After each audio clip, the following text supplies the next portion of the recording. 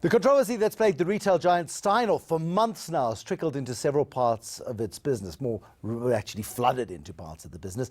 Months of acrimony between top executives at Tekkie and Steinhoff Africa Retail saw an executive exodus in June. We saw something like 110 people leave the business. This week, the two groups reached an agreement in court. Former Tekkie Chief Executive Baron Mostert amongst them. I'm taking stock with him today. Before we reach the settlement, we talk all about that. At the end of June, 110 people walked out of Tekkie Town. Tekkie Town, a very substantial contributor to the George economy. That's where the head office of Tekkie Town is. Why did those 110 people walk out? Bruce, we grew up in George as a business. The first store was in Mossel Bay. A lot of the people that work there have been with us for a long time. And the first resignations that actually occurred a week prior, because people had lost faith in a narrative that I had presented to them, that I would bring a solution that would bring an end to the acrimony towards Bram van Heestien. Bram van Heestien is the founder of Tekkie Town. He worked in his mom's boutique shop in Mossel Bay, saw that there was an opportunity to sell previous season shoes at discounted prices, and Tekkie Town was born. He'd had a high-level corporate fallout as a result of a deal that was done. Correct me when I get this wrong, but Bram van Heestien and you and other management team had sold your shares in Tekkie Town to Steinhoff. Steinhoff then restructured, and Steinhoff Africa Retail was then created. You then reported into Steinhoff Africa Retail, but your shares, your remuneration, sat in Steinhoff. Steinhoff's share price fell 98% from its peak to its low, and Bram, that must have created some tension. There were parts of what you say is true and parts are not.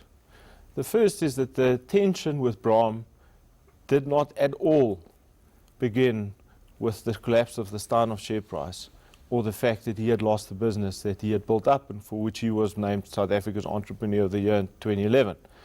It started on the 31st of January when Star CEO Leon Lawrence unilaterally decided to remove Bram from his role as the head of the Property Forum of Star. Which is the right of a chief executive of a company. If somebody's working for you and they choose to terminate a position, they may have right or wrong reason. There's the CCMA for that, surely. Except that Bram was on a fixed-term contract and that there was no basis, no sound motivation. I think if you are CEO of a business, whatever decision you make should be based on sound motivation for what you're doing. And Bram certainly was achieving a good outcome in his role.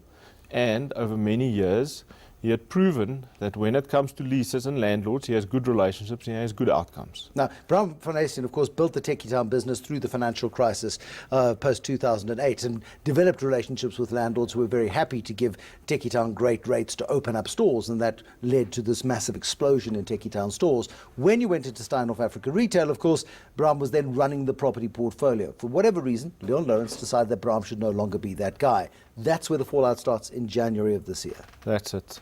That is exactly when the fallout started. So not when Bram lost 1.8 billion rand in the fallout of the Steinhoff crisis.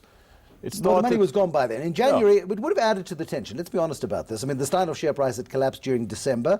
That would have added pressure in the Steinhoff Africa retail space. It would have added pressure, whether you acknowledge it or not, when your personal finances are in tatters because you've lost 98% of your wealth.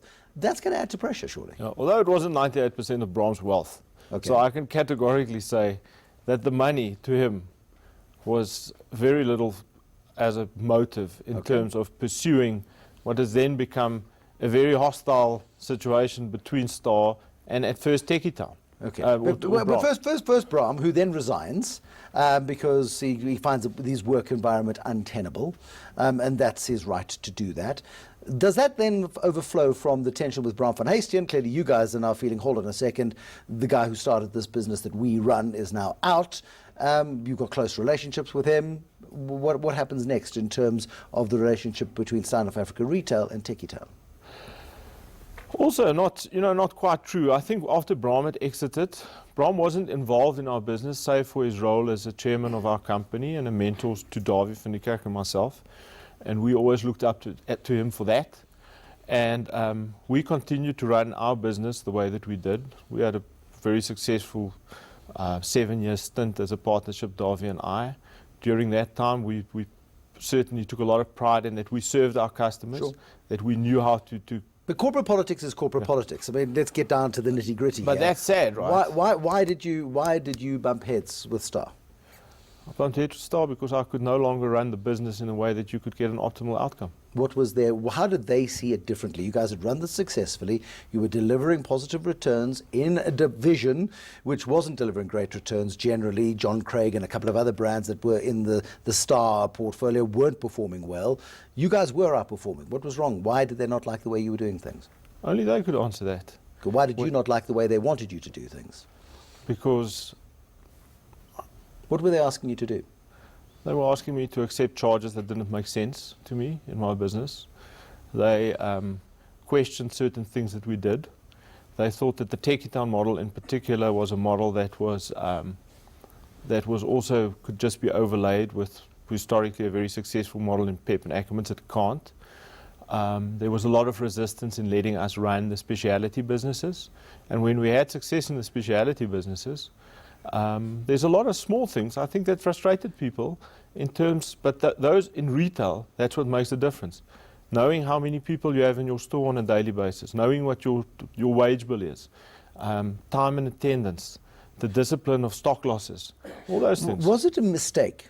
Because the way in which the Steinhoff deal happened between Bram van Heesteen and Marcus Jooste back in the day, both of them passionate followers of horse racing, they met at the racetrack, and Marcus Jooste took a shine to Bram van Heesteen. They clearly have a good relationship. They went travelling to Poland. The idea was that you bring Tekkie Town into Steinhoff. Steinhoff, of course, very successful through Eastern Europe, rolling out PEP stores in Eastern Europe, more than 1,000 across Eastern Europe. And the idea was, we can replicate this. That seemed like a very good idea in the good old days of Steinhoff. Then the restructure of Steinhoff happened. Steinhoff Africa Retail happened. You guys no longer controlled the business that you worked for and worked in, and suddenly you had to take orders from above, which is not something you were used to. No, we were very used to it. Bram was a very tough boss. Yeah, but you shared a culture, you shared a set of values outside of a corporate environment. You created your own corporation, that's fine, but you understood that. This changed fundamentally when you went into Star, surely. Oh, but it worked for us too. Those speciality businesses worked, you know. And I think that there were chief executives that reported to us that embraced it. Lily Moreira at John Craig went from a loss-making business to a profit-making business this year. This is what I don't understand. You guys helped turn loss-making businesses within Steinhoff Africa Retail around, yet the politics, or whatever it was, at the corporate level was a disaster. Explain to me why it was a disaster. Now we get to two very contentious points.